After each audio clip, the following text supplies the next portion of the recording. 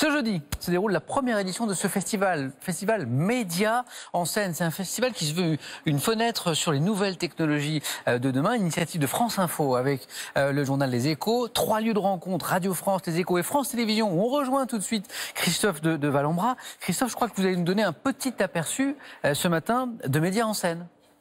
Oui, absolument. Sur le plateau E de France Télévisions, on a recréé ce qui sera la maison de demain. Et on commence par le garage. Alors étonnamment, pour parler des médias de demain, je vous présente d'abord une voiture et son créateur, Damien Biro. Bonjour. Qu'est-ce que fait une voiture dans le monde des médias de demain ?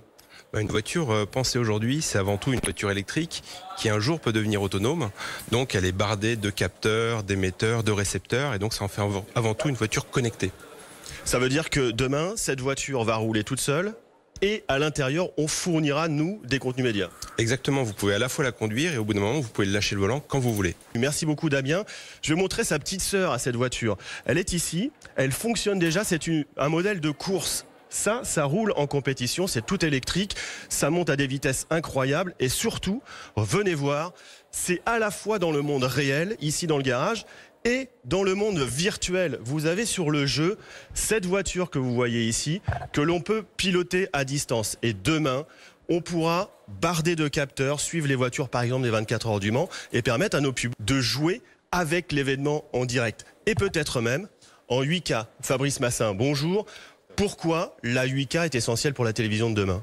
La 8K est très importante parce qu'aujourd'hui les consommateurs veulent des téléviseurs de plus en plus grands et quand vous voulez des téléviseurs de plus en plus grands, il vous faut de la qualité d'image pour vraiment avoir ce côté très immersif que vous avez. Typiquement, vous allez y avoir sur un grand écran, comme si vous étiez dans un stade, comme si vous étiez sur Roland-Garros, vous allez voir des images en quelques instants, vous allez comprendre. Est-ce que l'avenir de la télé passe par cette définition ? Aujourd'hui, on peut regarder la télé sur les smartphones, sur les tablettes. Pourquoi la télévision va faire cette course à la définition ? Parce que, comme on vient de le dire, on augmente les tailles d'écran. Si vous n'améliorez pas la résolution, forcément, vous allez avoir une énorme téléviseur avec une qualité d'image qui n'est pas belle. Donc, il n'y aura pas forcément vraiment d'intérêt d'avoir des grands téléviseurs si vous n'avez pas de la 4K et de la 8K. Aujourd'hui, avec ce téléviseur Samsung QLED 8K, 33 millions de pixels, c'est énorme. 16 fois plus que ce que vous avez aujourd'hui sur votre télé. 16 fois plus que la HD habituelle qu'on a aujourd'hui chez nous assez couramment aujourd'hui. Merci beaucoup. France Télévisions s'est déjà intéressé à ces technologies de demain parce qu'il faut qu'on adapte nos programmes à ces technologies. Regardez ce qu'on a filmé par exemple à Roland-Garros cette année en 8K.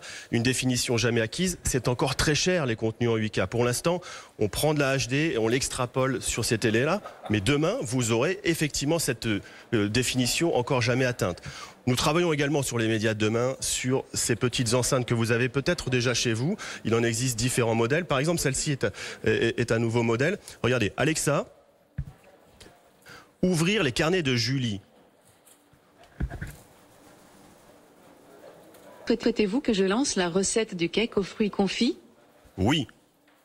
Cake aux fruits, évidemment. Demain, dans nos cuisines, on aura ces petites enceintes connectées. Nos programmes médias, par exemple les carnets de Julie, se retrouveront pour nous guider lors des recettes. Et mieux, notre frigo également. Alors vous voyez que il lit déjà France Info quasiment en direct, relié par ce qui sera bientôt la 5G.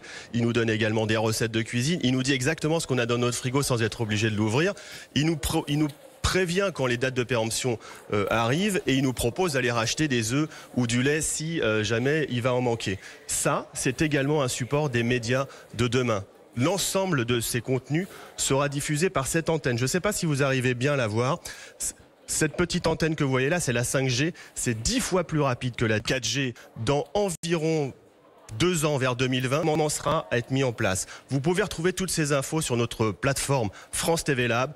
Il y a 1h10 de podcasts d'émissions pour en savoir plus sur ces technologies et tout un tas d'articles et de vidéos pour découvrir en détail tout ce dont je viens de vous parler. Un grand merci Christophe de Vallombra, extrêmement instructif ce petit tour avec vous. Rappelons que c'est la première édition qui se déroule du festival Média en scène. Toutes les informations sur le site mediaenscène.com. L'essentiel de l'actualité sur France Info, c'est maintenant et c'est avec Claire Fauchel.